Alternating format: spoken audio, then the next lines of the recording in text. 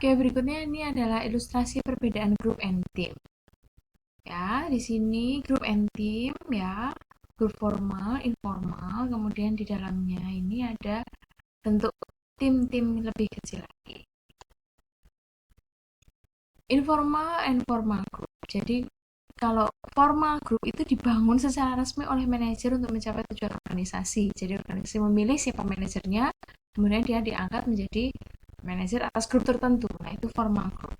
Nah, kalau informal group itu sifatnya tidak dipilih secara langsung, tidak dipilih secara formal, tapi mereka itu saling bekerja sama di kelompok-kelompok yang lebih kecil, itu sama-sama untuk mencapai tujuan organisasi. Virtual team, tim yang anggotanya jarang atau tidak pernah bertemu, tapi mereka tetap berinteraksi lewat virtual atau lewat teknologi informasi. Friendship group, interest group. Ini termasuk informal group, jadi tidak dipilih atau dibuat secara langsung oleh organisasi. Ya, tapi mereka membentuk satu kelompok atau grup friendship group itu berdasarkan kenyamanan mereka satu sama lain berinteraksi, bersosialisasi. Kalau interest group itu berdasarkan kesamaan mereka atas hobi tertentu atau kesukaan tertentu. Selanjutnya common group. Sebuah kelompok yang terdiri dari bawahan yang melaporkan tugasnya kepada pengawas atau atasan. Self-managed team, self-managed work team. Sekelompok karyawan yang mengawasi mereka sendiri, memantau pekerjaannya mereka sendiri. Task force, komite dari manajer atau malah bukan dari manajer yang bertugas untuk memecahkan masalah tertentu bagi perusahaan. Nah, sekarang kita masuk ke masalah problem solving. Ini adalah tipe-tipe interdependence ya. Yang pertama adalah full task interdependence, yang kedua adalah sequential task interdependence, yang ketiga adalah reciprocal task interdependence. Kita akan lihat satu-satu. Task interdependence itu sendiri adalah sejauh mana pekerjaan itu dilakukan oleh satu anggota kelompok dan mempengaruhi pekerjaan tersebut pada orang lain. Yang pertama adalah pool. Ya, namanya saja pool, maka di pool dalam satu grup performance atau satu kinerja atau grup kinerja. Dalam pool task interdependence, saling ketergantungan tugas antar anggota grup. Jadi kalau kita kerja kelompok, ada satu orang yang bertugas untuk menjadi tempat mengumpulkan tugas-tugas teman-teman yang lain. Misalnya ada satu tugas, kemudian oke teman-teman, kita bagi tugas ini menjadi 5 bagian, kamu mengerjakan satu, kamu dua, kamu tiga, kamu empat, kamu lima. Nanti jam 12 malam kirimkan ke saya jadikan satu untuk kita kirimkan ke dosen. Nah, itu berarti pool interdependence ya. Oke, kita masuk yang kedua. Sequential task interdependence. Jadi saling ketergantungan tugas di mana uh, ada tugas satu dengan yang lainnya itu berkaitan dan harus selesai dulu baru bisa pindah ke tugas yang lain. Kalau dalam kasus ini, kalau kita umpamakan semacam pembagian tugas, maka ada 5 orang dalam satu kelompok. Oke, orang pertama mengerjakan sampai selesai. Oke, kalau sudah selesai kita pindah ke orang kedua. Kalau sudah selesai orang kedua, kita pindah orang ketiga dan seterusnya sampai orang terakhir. Jadi orang terakhir baru bisa mengerjakan ketika anggota kelompok yang lain sudah selesai mengerjakan. Terakhir, reciprocal task interdependence. Nah, kalau ini setiap anggota saling berkoordinasi sehingga tugasnya itu akan sama. Tugasnya akan mencapai di satu titik yang sama. Kalau yang ini tadi bisa aja antara nomor 1 sampai nomor 6 atau sampai nomor 5 tadi tidak sama satu sama lain atau malah double penjelasan.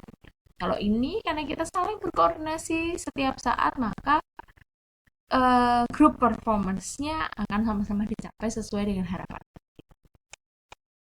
Nah, bagaimana cara pengembangan grup? Ini ada beberapa tahapnya. Yang pertama adalah forming, kemudian storming, norming, performing, dan adjourning.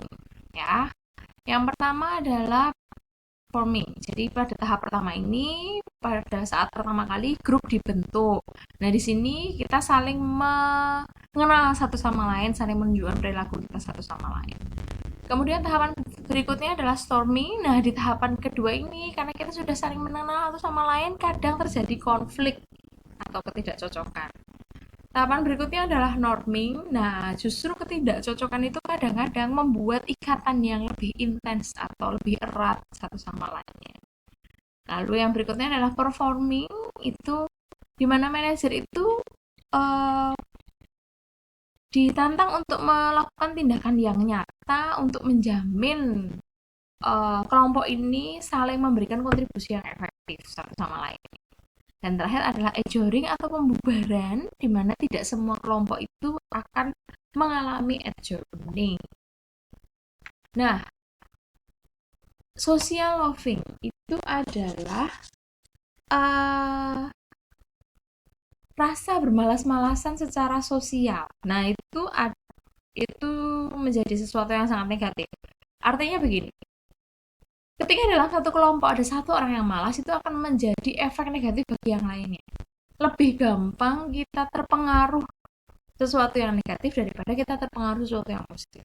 Nah, untuk pekerjaan atau untuk organisasi perusahaan, ini menjadi sesuatu yang sangat krusial.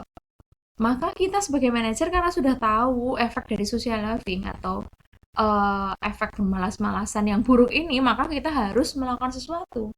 Bagaimana supaya karyawan itu berkinerja lebih baik, tidak terpengaruh oleh sesuatu yang buruk atau rasa malas. Maka beberapa hal ini bisa dilakukan untuk mereduce itu atau menghilangkan itu. Kita harus membuat individu di dalam organisasi itu memiliki kontribusi. Jadi kalau misalnya kita berlima, ada 2 orang tidak bekerja, 3 orang ini sangat powerful, sangat inspiratif, sehingga pekerjaan selalu dilakukan oleh 3 orang ini. Maka 2 orang ini akan merasa, untuk apa aku ada di grup itu? Aku tidak punya kontribusi positif di situ. Nah, itu akan menimbulkan sesuatu yang negatif bagi perusahaan, akan berkinerja lebih buruk.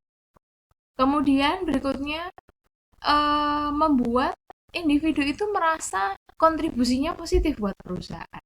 Jadi bagaimana kita manajer menjaga mereka, kontribusi mereka itu valuable bagi perusahaan. Dan terakhir adalah grup itu jangan terlalu besar. Kita harus menjaga size-nya. Kalau terlalu besar, ada 20 orang dalam satu grup, apa 50 orang dalam satu grup untuk menyelesaikan masalah, itu malah justru tidak efektif. Malah justru menimbulkan social loving yang lebih besar. Nah, ini membahayakan. Oke, sekian dari materi efektif group and team. Berikutnya kita akan masuk ke tugas kelompok, yang ini nilainya 15%, adalah membuat satu video dengan durasi yang pendek, menceritakan tentang simulasi work from home dengan detail penjelasan yang terpisah. Jadi, silahkan tunggu instruksi PDF tentang pembuatan video work from home ini. Terima kasih teman-teman.